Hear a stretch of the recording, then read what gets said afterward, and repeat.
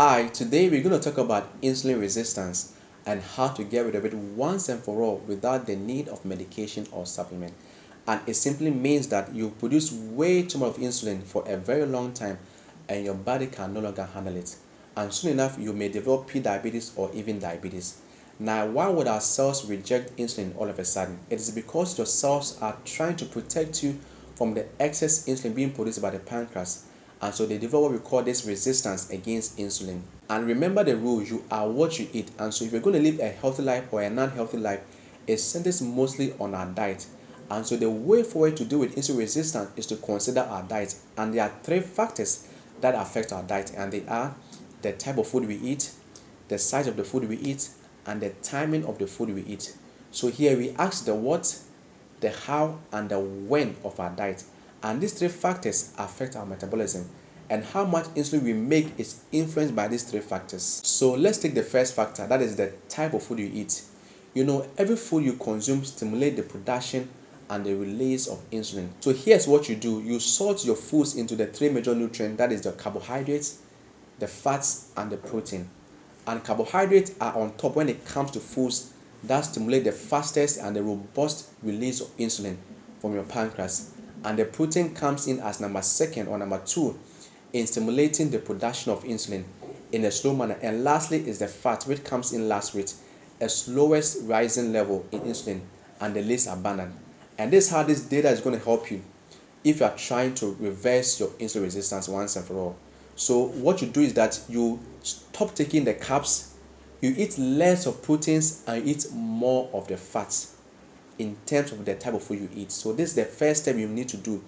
Eat less protein, no carbs, and more of the fats. Let's go to the second factor, and that is the size of the food you eat.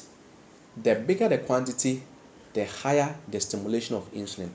Again, carbs, proteins, and fats stimulate insulin. And so when it comes to the size of the food, if you pulverize your carbohydrate, you still get the greatest stimulation of insulin.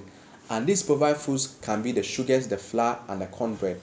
And if you pulverize your fat or protein, you're still going to have spikes in your insulin or in your sugar.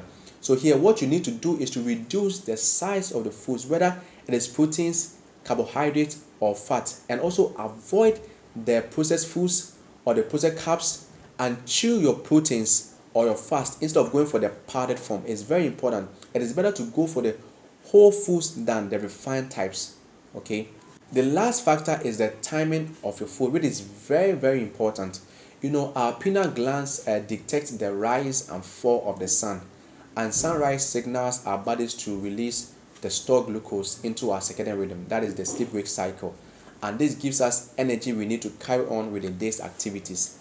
And if you have insulin resistance or diabetes, then you're on top of the chart when it comes to releasing glucose in the morning. And this high release will trigger a high secretion of insulin even when you've not eaten or taken any meal in the morning.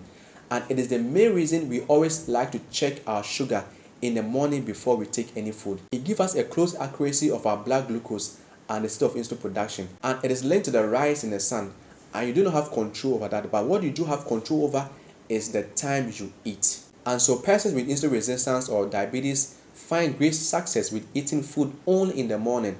And this can be very difficult when you tell them to take only breakfast every day for a while. So here, the way forward is to eat when the sun is up. When the sun sets down from 5 p.m. and you eat, you increase glucose and insulin all night long, which means that in the morning, things even gets harder. And so the more empty hours of no food swallowed between the last bite and the sunrise, the better you improve on your insulin resistance. So 1 meal a day is the perfect recipe for you. You can also restrict all your calories into one diet and take it only in the morning, no afternoon meals and no evening meals as well. So these are the three factors in terms of diet necessary to rid you of your insulin resistance once and for all. And if you want to know the only carbohydrates that do not spike insulin, I put the video right here. Check it out. But before you go, if you are benefiting from any of my content, I would love to hear your success story. Please share in the comment section of this video. Hey, always remember that God wants you healthy. Your health, your life.